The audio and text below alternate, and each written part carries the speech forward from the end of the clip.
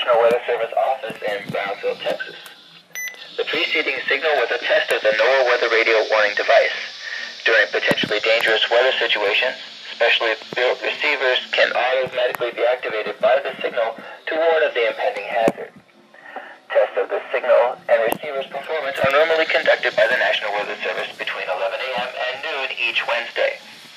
If there is a threat of severe weather, the test will be postponed to the next available good weather day.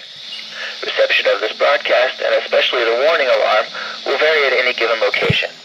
This variability, normally more noticeable at greater distances from the transmitter, can occur even though you are using a good quality receiver in good working order.